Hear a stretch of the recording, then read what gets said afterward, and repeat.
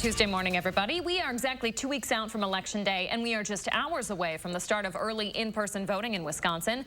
One important decision facing Madison voters November 3rd is a historic ask from Madison Public Schools. Yeah, sticker shock on this one. So the district is asking for a total of $350 million through 2 questions. Most of that money would go to renovate 4 of the city's high schools. I recently got a tour of Madison East to see what type of shape it's in. It was built nearly a century ago, and if question 1 passes, it would be in line for a $70 million upgrade. It's a castle without royalty, a tower without luxury. To restore Madison East High School to glory, it needs a gift from its city. Head custodian Barry Truman knows this building inside and out. We asked him to show us around. A walk to his office gives us our first look at parts of this school few often see. In the dungeon, the tunnel, we call it. His job has turned into being a fixer.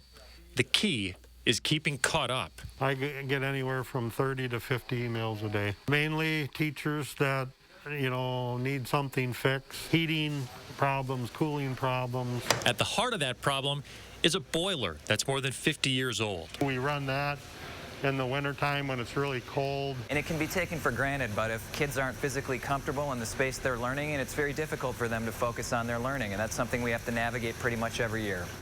Hard water is another issue that the district wants to fix. It's hard on the plumbing fixtures that Truman says he's constantly repairing. The boys and girls locker rooms would also get an upgrade. You can't even get parts for them anymore. The lockers in the hallways also show their age. I spent probably at least 4 weeks this summer repairing the lockers. Yeah, and here we have... Some desks are older than some of the students' parents. You can't get the rivets anymore. The outside of the building would also see a full renovation, including a new main entrance. Memorial, La Follette, and West High Schools would also see tens of millions of dollars in upgrades. I think our students deserve, to have wonderful facilities that all the other communities are doing right now, and our kids deserve it as well. Yeah, it's true. When you look around the metro, a lot of the suburbs, they have really nice high school. And when the students go to those high schools and then they come back to the city high schools, it's a bit of a challenge for them. So there's no official opposition on file for the referendum, but Blacks for Political and Social Action in Dane County does have a number of concerns, including moving ahead with the referendum during a pandemic. The group says they have not been presented with evidence also that links additional public expenditures with increased academic performance of African American students. So what's this mean for you? Here is a breakdown. The financial impact to taxpayers if both questions pass. These numbers are for an average home in the district, which is valued at $311,000. Next year, taxes would go up $184 by year 4 when the operational funding would run out. The financial impact is $470 for that year. The big question, though, right now is this the right time to do this? With students out, schools shut down, and you're talking about investing this amount of money into the schools, and we don't know what it's going to look like on the other side of this pandemic.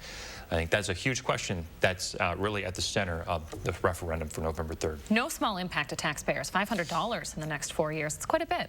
It's a big ask right now, and the district knows this. They say now, though, is a great time to do this because borrowing is really inexpensive. Rates are at historic lows. They're trying to capitalize on that. There's a number of things included in this referendum. A breakdown of all of the proposed renovations to the schools can be found on our Facebook page. There's a link up right now. The district really did a pretty good job of breaking things down into each high school and the new high school, or the new elementary school that would go in the Rimrock neighborhood.